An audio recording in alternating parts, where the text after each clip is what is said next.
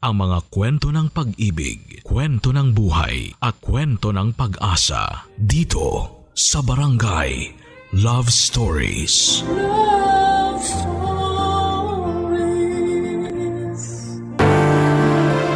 May mga taong tunay na nagmamahal sa atin, lalo na sa oras ng pangangailangan. Pwedeng nanay mo, tatay mo, kaibigan mo, o kapatid mo.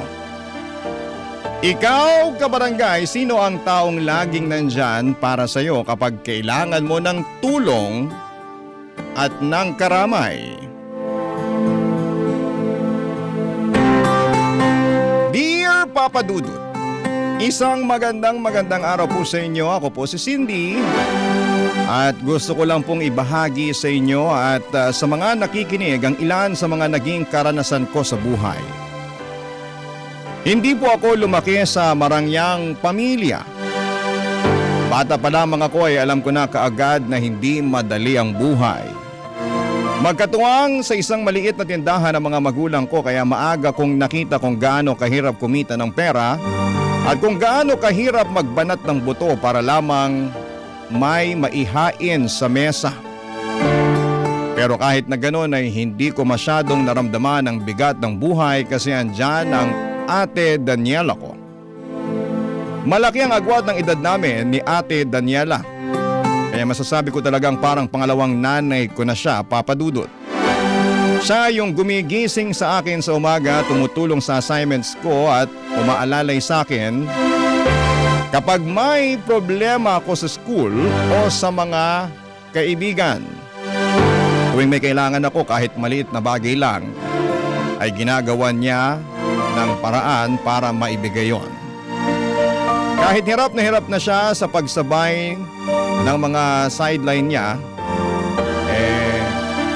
ginagawa pa rin niya ang pagiging scholar at pag-aaral niya sa kolehiyo.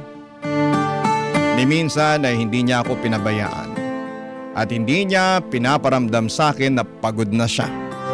Sa katunayan, Papa Dudut, isa sa mga hindi ko makakalimutan ay noong mismong araw na nakapagtapos si Ate Daniela sa kursong nursing.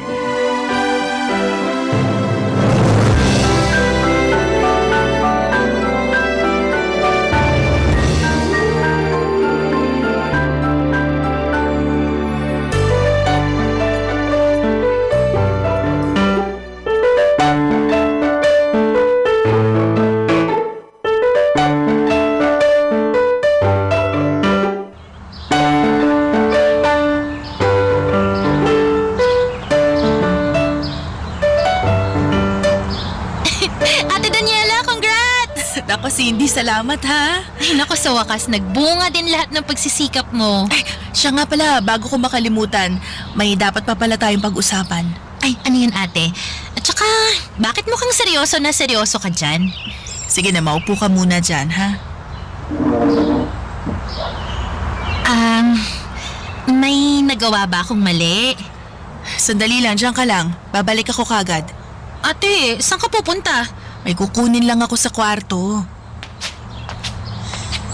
Ano kayang nangyari dun? May nagawa ba akong mali? Patay.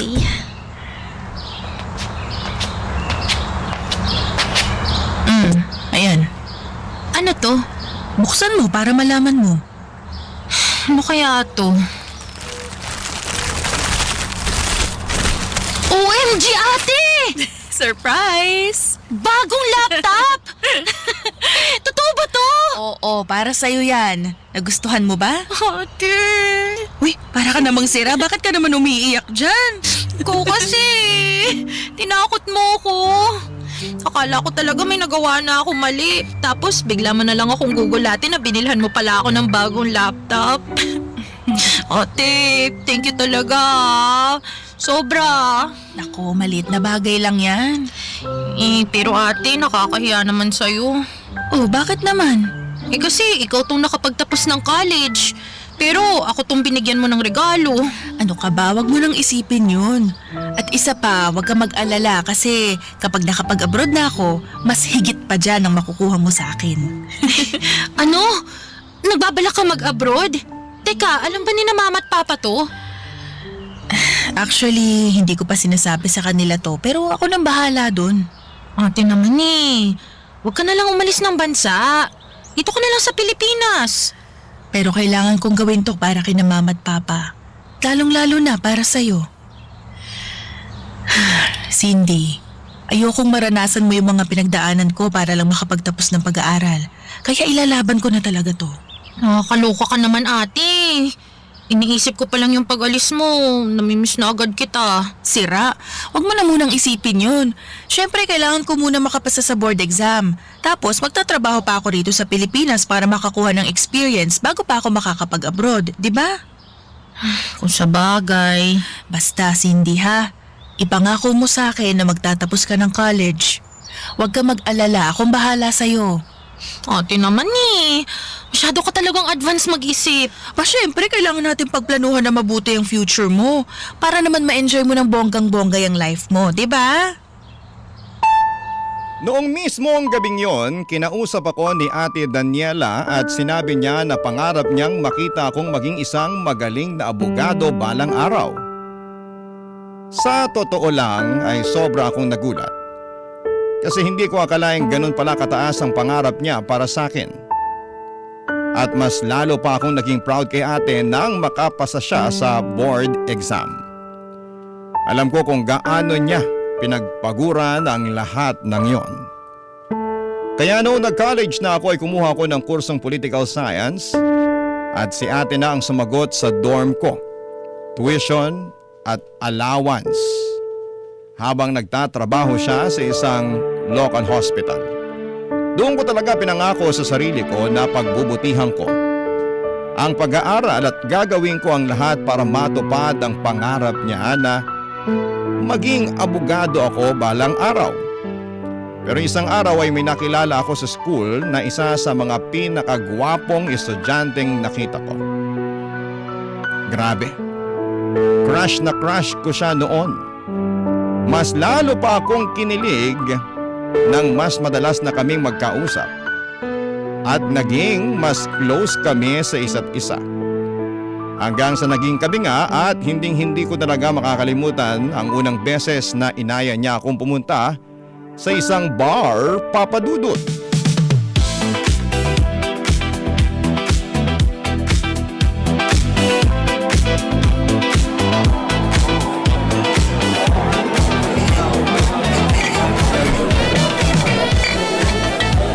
Hoy, babe! Ha? Anong ha? Parang kanina ka pa wala sa sarili ah. May problema ka ba? Ang totoo niyan, pumayag akong samahan ka dito sa bar kasi kahit papano, gusto kitang makasama. Pero ano kasi, Ano? ngayon ko lang naalala na may long quiz pala kami sa Makalawa. So, long quiz lang pala eh. Anong long quiz lang? Sigurado ako na malaki pa rin yung epekto nun sa grades ko. Isa pa, hindi pa ako nakakapag-review. Pero sa Makalawa pa naman yun, di ba? Kaya relax ka lang dyan. O eto, uminom ka na muna para mabawas-bawasan naman yan. Kakaisip ko ng kung ano-ano. O bakit? Mukhang pinagsakluban ka pa rin ng langit at lupa. O ito pa, uminom ka pa. Tumigil ka nga muna, Aaron. Nakainom ko lang, di ba? Grabe, high blood agad. Ba't ba mainit pa rin yung ulo mo? Ano ba talaga ang problema, ha? Iniisip ko kasi si ate. O bakit? Anong problema sa ate mo? Sigurado ako na madidisappoint yun kapag hindi ako nakapagtapos ng pag-aaral. O ayan ka na naman sa kaka-overthink mo eh. Cindy, babe, dinala kita dito sa bar para makapag-relax at para makapag-unwind tayo. Kaya enjoy lang natin tong gabi na to. Pwede ba yun? Sige na nga. Puro ka talaga kalokohan kahit kailan. I love you. I love you too. Ay, bahala na. Magkakraming na lang siguro ako para maipasa ko yung long quiz ko. Naku, panigurado yan. Matalino kaya tong baby ko. Tumigil ka nga. Binobola mo pa ako dyan.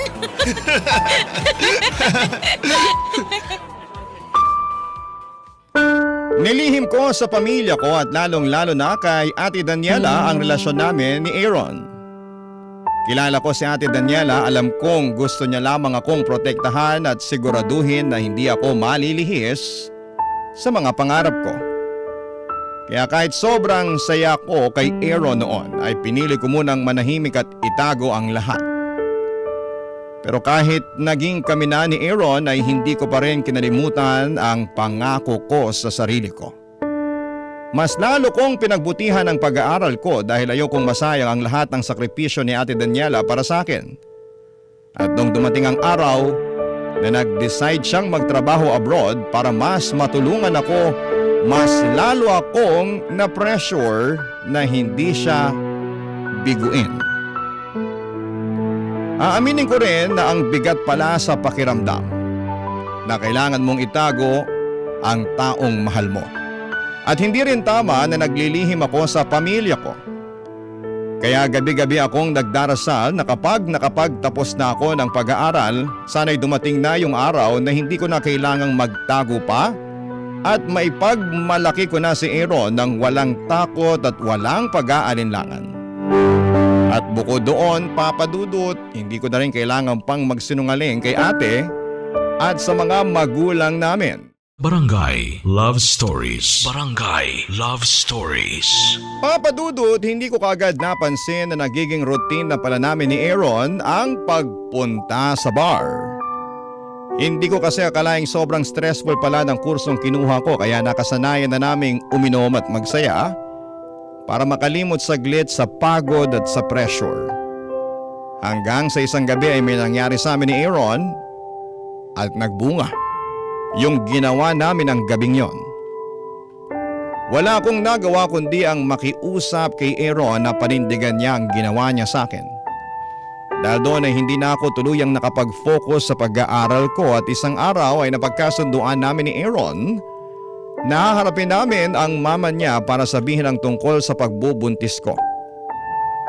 Pero pinagsalitaan ako ng masama ng mama ni Aaron at tinawag niya akong irresponsable at walang kinabukasan. Hindi ko na natiis ang bigat na nararamdaman ko kaya tinawagan ko si mama at sinabi ko rin ang katotohanan. Pero kahit na ganoon ay hindi ko pa rin diretsyang masabi kay Ate Daniela ang lahat ng nangyari sa akin ng mga panahong yon, Papa Dudut.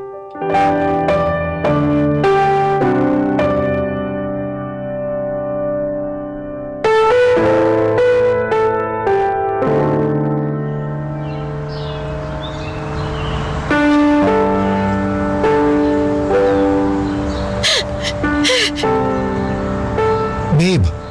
Uy, babe! Babe, bakit ka umiiyak? Aaron, pasensya ka na. Pero, sobra kasi ako nasaktan sa sinabi ng mama mo sa akin kanina eh. Babe, alam mo naman na matanda na si mama, di ba? Pagpasensyahan mo na lang. Pero, sobrang nakakapanliit naman ng pagkatao yung mga sinabi niya sa akin kanina. Kung tutusin, apo niya rin naman tong daladala ko ah. Oh, bakit? Mukhang takot na takot ka dyan. Anong problema? Si Ate Daniela, tumatawag. Oh, bakit hindi mo sagutin? Kasi sigurado kung alam niya na yung tungkol sa sitwasyon ko. Ha? Paano naman nangyari yun? Wala pa namang nakakaalam bukod sa mama ko. Di ba? Pasensya na ha. Pero sinabi ko rin kanina kay mama yung tungkol sa pagbubuntis ko eh. Ha? Ano? Bakit mo naman ginawa yun? Masisisi mo ba ako? Kailangan ko ng kakampi tsaka masasandalan sa mga panahong to. Lalong-lalo na, iniinsulto ko ng mama mo. May pangabang magagawa ko nandyan na yan. Sige na, sagutin mo na lang yan. Pero kinakabahan ako, Aaron. Sigurado ako may sinabi na si mama kay Ate Daniela tungkol sa pagbubuntis ko. Oo, pero wala nang dahilan para itago pa natin to. Kaya kausapin mo na yung ate mo para matapos na rin to. Ha? Sige. Hello, ate? Walang hiya ka, Cindy! Paano mo nagawa sa akin to, ha? Ate, kumalma ka muna, please. Magpapaliwanag ako. Sige, magpaliwanag ka! Ipaliwanag mo yung katangahang ginawa mo! Kung paano mo tinago sa akin na pinapabayaan mo na pala yung pag-aaral mo para lang magpabuntis sa lalaking wala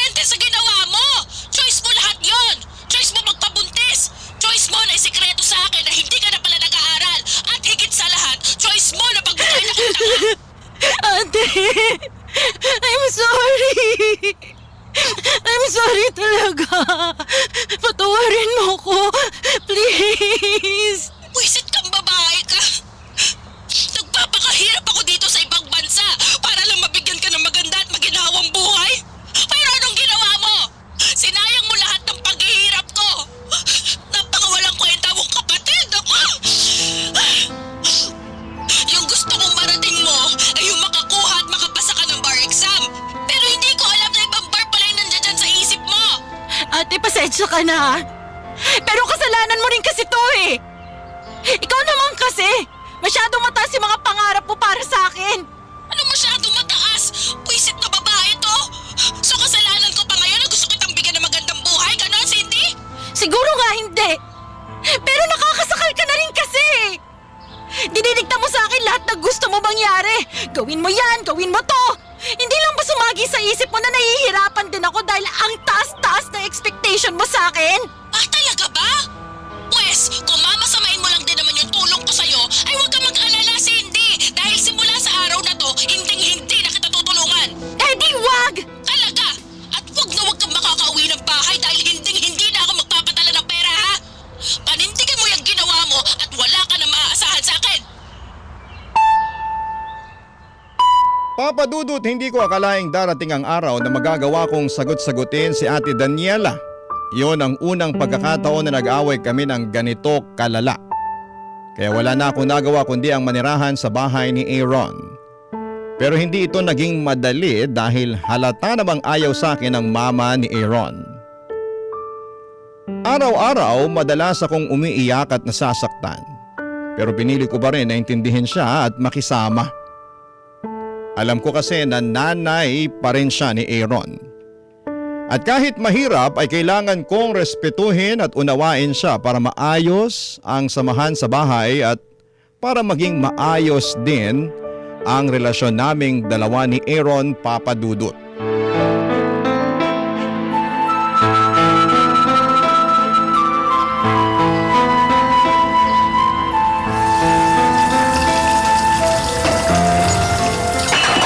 Utang na loob naman! Ano ba naman yan, Cindy? Huwag kang tatanga-tanga! Magdahan-dahan ka naman! Ay, Ma, sorry po. Hindi ko po sinasadya. Nadulas po kasi yung pinggan sa kamay ko. Maghuhugas ka na nga lang ng pinggan, hindi mo pa magawa ng maayos. Ay! Inutil ka talaga kahit kailan. Napakagaga! Pasensya na po talaga, Ma.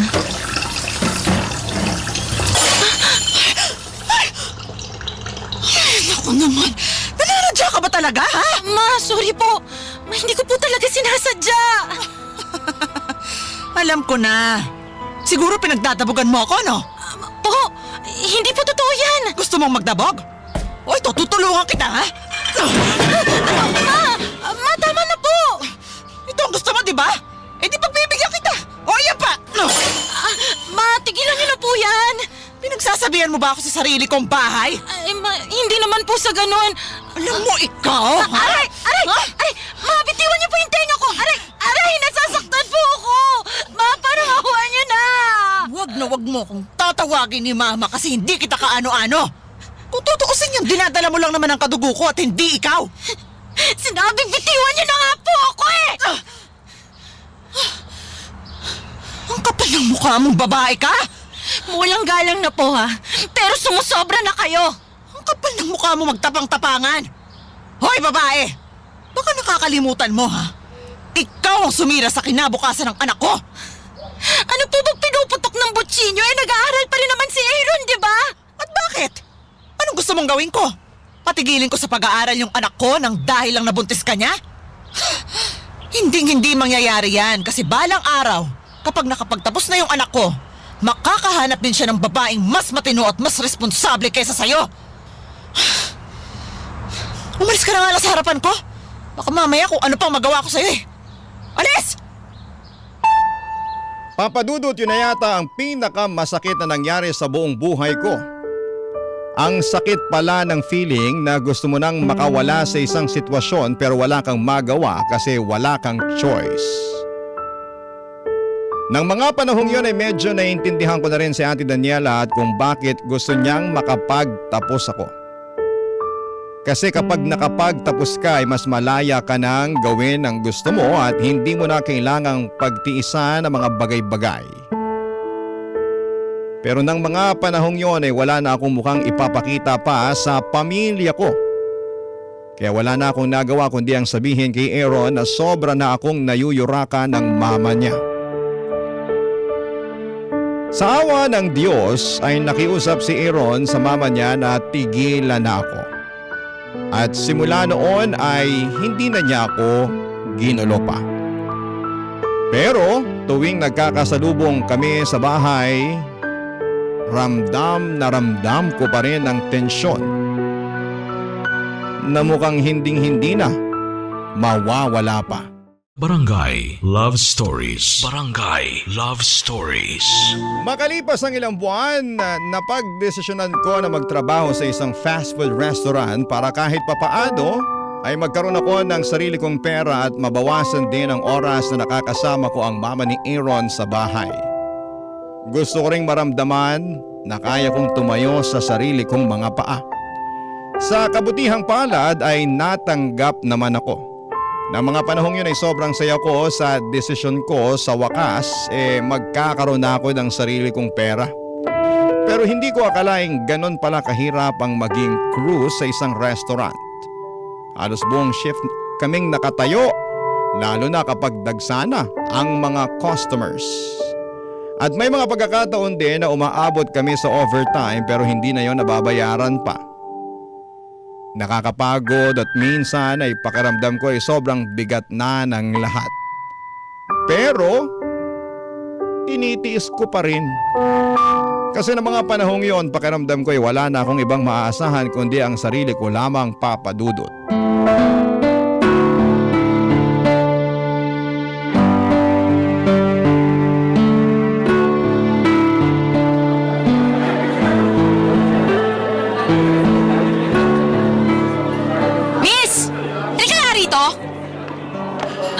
Ano po yun, ma'am? Diyos ko naman! 30 minutes na ako nag-aantay sa order ko, ah! Ano ba? May balak pa ba kayong iserve yung pagkain ko, ha? Ma'am, pasensya na po talaga. Masyado lang po talagang maraming customers ngayon eh. Pero wag po kayo mag-alala. Ifa-follow up ko na lang po yung order nyo para ma-serve ko na kagad sa inyo. Alam mo, ganito na lang ang gawin mo, ha? Sabihin mo na lang dyan sa tatanga-tanga mong kasama na bilisan yung order ko. Pagkatapos, balutin nyo agad nang sa ganon makaalis na ako dito. Naintindihan mo? Sige po, ma'am. Hindi niyo po kailangan pagsalitaan ng masama yung mga tao dito.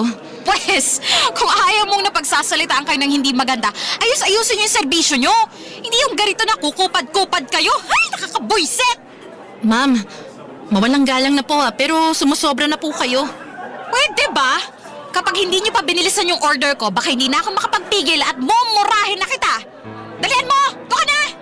Sige po, ma'am. Hoy! Yung order ko, ha?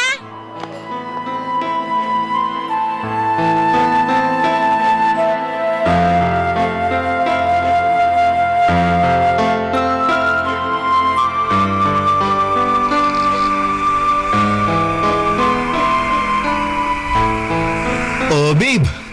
Mabuti naman, nakauwi ka na. Kumusta yung shift mo, ha? Ayos lang. Oh, bakit parang malungkot ka? Wag mo na akong alalahanin. Pagod lang ako. Matutulog na ako. Uy, sandali lang, babe. Alam kong hindi ka okay. Sige na, sabihin mo na sa akin kung ano ba talagang problema mo. Ano ba kasi yun, ha?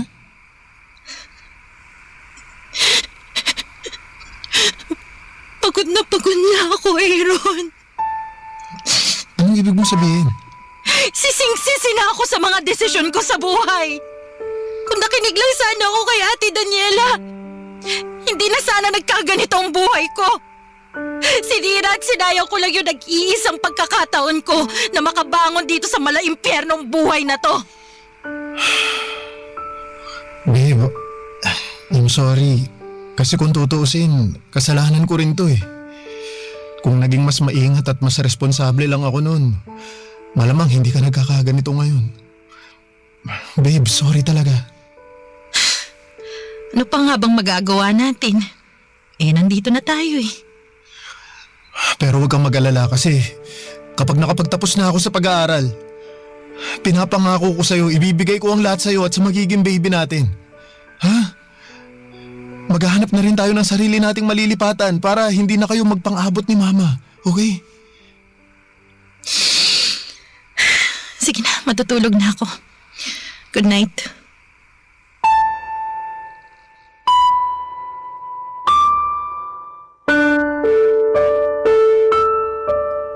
Papadudot tahimik akong nagdasal sa isipan ko ng gabing yon. Hawak ko ang tiyan ko at taimtim na hinihiling na sana'y gumaan kahit kaunti ang bigat sa puso ko.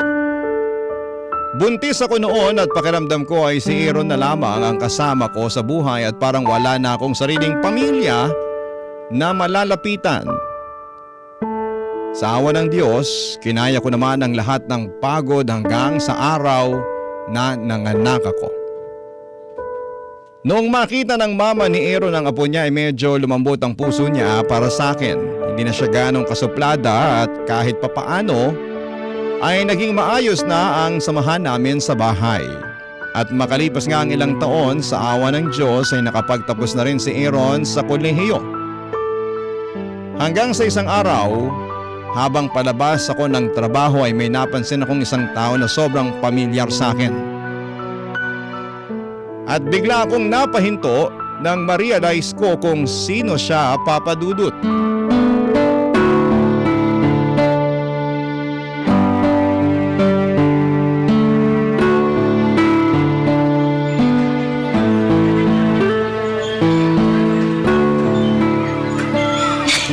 Ate Daniela!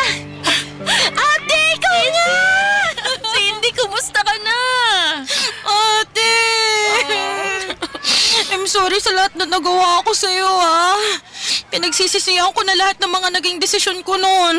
Lalo na yung pagsuway ko sa'yo. Sige na, wag mo nang isipin yun. Matagal na kitang napatawad. Ang totoo niyan, matagal na kitang gustong makita pero napagtanto ko na mas mabuti kapag nakita tayo ng personal. Kailan ka pa ba dito sa Pilipinas, ate? Tsaka, paano mo nalaman na dito ako nagtatrabaho? Actually, nung isang linggo pa ako nandito sa Pilipinas. At sinabi na rin sa akin ni Aaron ang lahat-lahat kasi nag-reach out siya sa akin sa social media. Pero sinadya ko talagang hindi sabihin sa'yo kasi gusto kitang i-surprise. Kahit kailan ka talaga, ate. Mahilig ka sa surprises. Pero seryoso, hindi mo alam kung gaano mo ako napasaya ngayon. Ate, pasensya ka na kung hindi ko natupad yung pangarap mo para sa akin na makapagtapos. Sorry talaga. Pero hindi pa naman huli ang lahat, di ba? Huwag ka mag-alala kasi handa pa rin akong tulungan ka. Nako ate, hindi ko nga alam kung matutupad ko yung pangarap mo para sa akin eh. Kasi tingnan mo, may baby na kami ni Aaron. Kahit na, hindi pa rin hadlang ang pagkakaroon ng anak para matupad mo lahat ng mga pangarap mo. Huwag ka mag-alala ha kasi sa puntong to, nasa iyo ang buong suporta ko. Thank you talaga ate. Pero meron pala akong itatanong sa'yo, Cindy. Ano yun? Gusto mo ba talagang makapagtapos ng pag-aaral? Aaminin ko na nung una, naligaw ako sa landas at akala ko magiging masaya na ako sa piling ni Aaron. Pero na-realize ko rin na ang hirap pala talaga ng buhay, no? Lalong-lalo na kapag hindi ka nakapagtapos. Ay nako Cindy, nag-mature ka na nga talaga. Actually yan lang naman ang gusto ko ma-realize mo eh. Kaya ako ginawa ang lahat ng ginawa ko noon. Pero kahit ganun pa man, dapat mag-sorry pa din ako sa'yo. Bakit naman ate? Kasi kahit maganda yung intention ko sa'yo, pinaramdam ko pa rin sa'yo na itinakwil kita. Pero alam mo Cindy, maniwala ka man o hindi. Ang gusto ko lang naman para sa'yo ay yung mapabuti ka. At na-realize ko na kahit anong pandidikta ko sa'yo, ikaw pa rin mismo ang may hawak ng gusto mong mangyari sa buhay mo. Pero sana naman wag mong iisipin na kinalimutan ko na yung pagiging magkapatid natin, ha? Kasi hinding-hindi mangyayari yun. Thank you talaga ate. Alam mo ba na gabi-gabi, pinagdarasal ko na sana okay ka lang? Kaya ganun-ganun na lang yung pasasalamat ko nung kinausap ako ni Aaron sa social media. Kasi gusto niya na magkabati na tayo. Naku, si Aaron talaga oh. Pareho kayong mahilig sa surprises. Pero wag kang mag-alala ate. Kasi ipapakilala na kita sa kanya ng personal. Nako, mabuti pa nga. Nang sa ganun makilala ko na rin yung pamangkin ko. Sigurado ako nasa bahay lang yung dalawang yon. Gusto mo bang sumama sa akin para makita mo na sila? Oo naman, syempre. Oh, ano pang hinihintay natin? Halika na. Tara ate.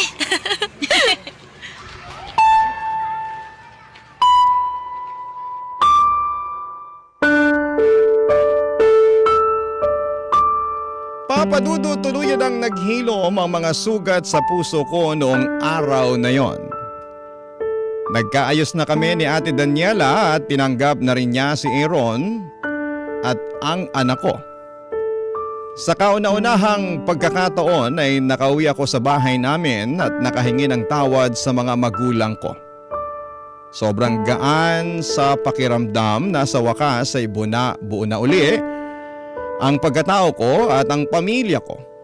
Pero hindi rin nagtagal ang saya dahil pagkalipas lamang ng ilang linggo ay bumalik na ulit si Ate Daniela sa abroad.